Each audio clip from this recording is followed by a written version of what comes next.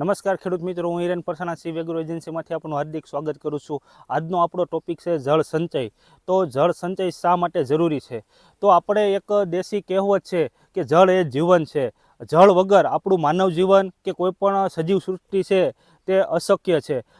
પોતાના જીવનમાં ઉપયોગી ઘણી બધી એવી પ્રવૃત્તિઓ છે કે જેમાં પાણીનો ઉપયોગ આપણે વધારે પ્રમાણમાં કરતા હોઈએ છીએ। એટલે પાણીના જે અત્યારે આપણે વિકટ પરિસ્થિતિ છે કે આપણે ચાલુ વર્ષે જે ચોમાસામાં વધારે પ્રમાણમાં વરસાદ પડ્યો છતાં પણ અત્યારે પાણીની એવી બધી તંગી છે કે જેમાં ખેડૂતો, ઉદ્યોગપતિઓ અને ઘર વપરાશ માટે પાણીની તંગી બહુ જોવા મળી રહી છે।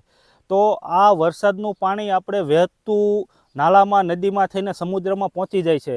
તો તેને અટકાવવા માટે આપણે ઘણી બધી એવી પદ્ધતિઓ છે કે જેનાથી આપણે પાણીનો સંગ્રહ કરી શકીએ અને જ્યારે વિકટ પરિસ્થિતિ હોય તો તેમાં પણ આપણે પાણીનો ઉપયોગ કરી શકીએ। અત્યારે પૃથ્વી માટે જે પાણીનો આપણી પાસે સ્ત્રોત છે કે જેમાં દરિયો છે, નદી, સરોવર, ચેકડેમ, એવા બધા આ બધા સ્ત્રોતમાંથી આપણે માનવ જીવન અને તેના ઉપયોગ માટે આપણે બહુ ઓછા પ્રમાણમાં આપણે પાણીનો ઉપયોગ લઈ શકીએ છીએ।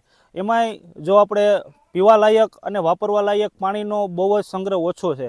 તો આપણે આવા પાણીની તંગીથી બચવા માટે આપણે જે વરસાદનું પાણી પડે તેને સ્ટોરેજ કરવું ખૂબ અગત્યનું છે।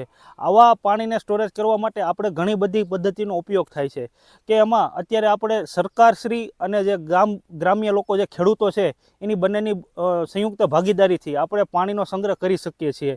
આ માટે સરકારશ્રી દ્વારા સુજલામ સુફલામ યોજના અત્યારે ગામડે ગામડે જે નદી અને તળાવો છે તેમાંથી કાપ કાઢીને અને તળાવો ઊંડા કરવામાં આવે છે અને આ પદ્ધતિમાં આપણે પાણીનો સારો એવો એક સંગ્રહ કરી શકીએ છીએ અને જે તળાવમાંથી કાપ અને માટી નીકળે છે તેનો આપણે ખેડૂત લોકો જમીનમાં પાથરીને અને જમીનને ફળદ્રુપ બનાવી શકીએ છીએ અને સારું ઉત્પાદન લઈ શકીએ છીએ અને પાણીને પણ આપણે સ્ટોરેજ કરી શકીએ છીએ।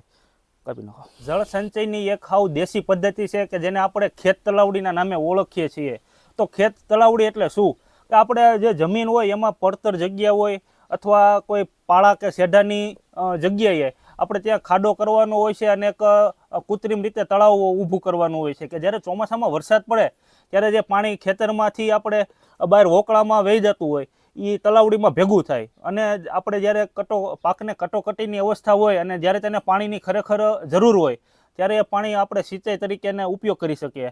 આ ઉપરાંત અમુક ટકા એ જમીનમાં પીડ્યું હોય એટલે ભૂગર્ભમાં ઉતરવાનું છે, જેનાથી આપણે ખેત તલાવડીના હિસાબે પાણી જે સ્ટોરેજ થાય એ જમીનમાં ઉતરે એટલે આપણે જમીનના જે ભૂગર્ભના તળ છે એ ઊંચા આવે છે અને એનો સીધો લાભ આપણે કૂવા અને તળાવમાં પાણીના તળ ઊંચા લાવવામાં થાય છે।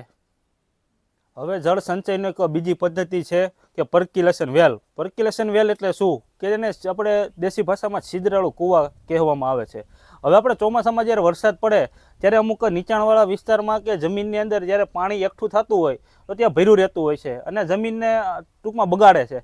તો આવી જગ્યાઓ હોય ત્યાં પાણીના જે સ્ત્રોત છે ત્યાં એવા છિદ્રાળુ કૂવા બનાવવામાં આવે છે કે જમીન માથે ડ્રિલિંગ અને બોરવેલ જેવા મશીનથી જમીનની અંદર બોર કરવામાં આવે છે કે જ્યાં પાણી ભરાઈ રહેલું હોય એ જમીનના ઊંડા તળમાં ઉતરી જાય છે અને આપણે તળની અંદર કે કૂવામાં અને બોરમાં પાણીના સ્તર ઊંચા આવે છે।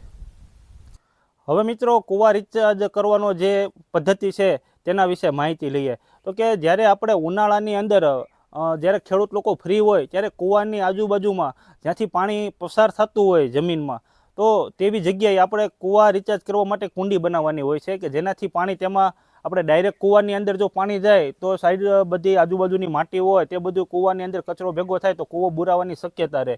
તો એના માટે કૂવા રિચાર્જ કરતી વખતે આપણે કૂવાની થોડે દૂર, એટલે કે કૂવો છે તેનાથી 4-5 ફૂટ દૂરના અંતરે આપણે એક કુંડી જેવું કરવાનું હોય છે। એની અંદર મોટા પથ્થરો, અમુક રેતી, નાના કાંકરા જેવી વસ્તુઓને એ ખાડામાં નાખી દેવાનું હોય છે। એટલે પાણી જ્યારે ચોમાસાની અંદર વરસાદ પડે અને પાણી હાલતું થાય ત્યારે એ પાણી એ કુંડીમાં આવે, એ કુંડીમાંથી જે અમુક જમીનનો કચરો હોય એ બધું ત્યાં કુંડીમાં ગારણ થઈ જાય અને માટી ને કચરો બધો ત્યાં પીડ્યો રહે અને પાણી ગળાઈને કૂવામાં ધીમે ધીમે જતું રહે એટલે કૂવામાં પાણીનો સ્ટોરેજ આપણે ડાયરેક્ટ ઊંચો આવે। હવે વાત છે કૂવાનું રિચાર્જ।